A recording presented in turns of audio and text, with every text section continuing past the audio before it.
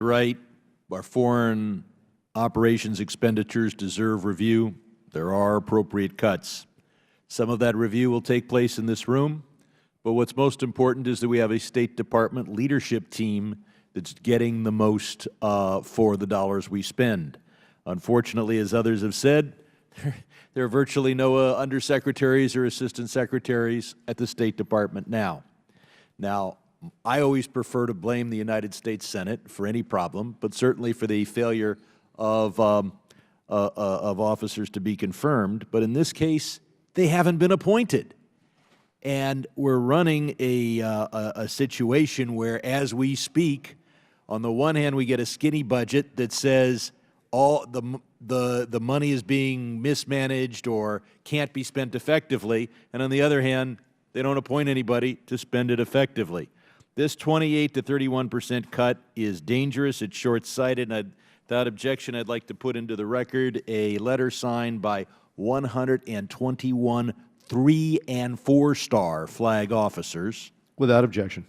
Which states the State Department, USAID, Millennium Challenge Corporation, and other development agencies are critical to preventing conflict and reducing the need to put our men and women in uniform in harm's way. It goes on to quote now Secretary James Mattis when he was commander of the U.S. Central Command, "If you don't fully fund the State Department, then you need to buy me more ammunition." So these cuts are a problem. They're dangerous. Well, I'm glad the witnesses are here to answer our question, but the real question is for us. Will members of this committee stand up to these draconian cuts? Will we draw a line in the sand, and will we say we will not, as individuals, support the increase in defense appropriations bill going through until we're sure that the State Department and foreign operations are going to be adequately funded? Now, certain functions are protected, such as malaria, AIDS. That means the unprotected functions are going to be cut more than 28, more than 31%, such as public diplomacy, broadcasting, social media, but I want to focus on jobs for Americans.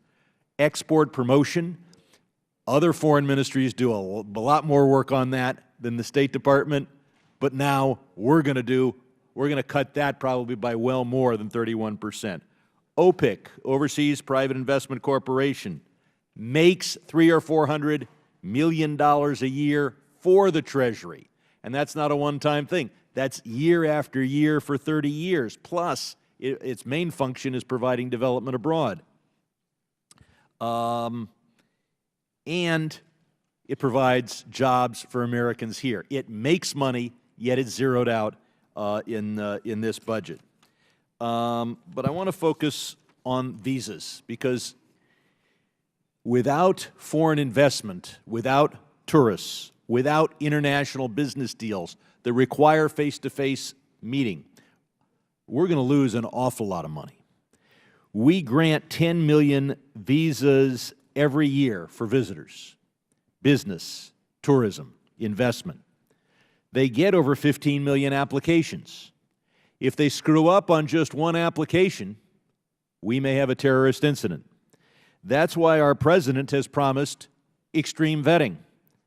But extreme vetting with extremely few visa officers is extremely stupid. It won't happen.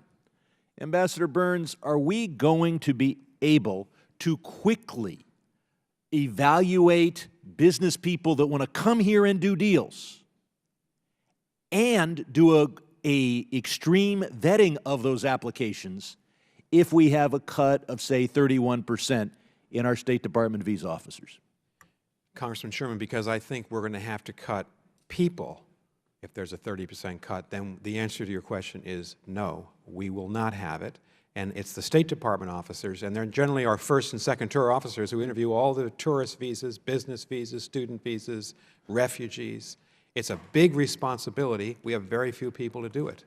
And the President believes we're not doing it intensely enough, and many of us have faced the other side of that, where you hear from a local business and you say somebody's going to come in, they're going to invest, the deal has to take place tomorrow or the next day, and they can't get a visa yet because they can't even get an appointment. So I know you see it from the operations standpoint, the foreign policy standpoint, but the business standpoint of telling businesses, oh, wait another couple of months because we have extremely few people and we have to do extreme vetting, the effect that'll have on jobs in our districts will be significant. I yield back.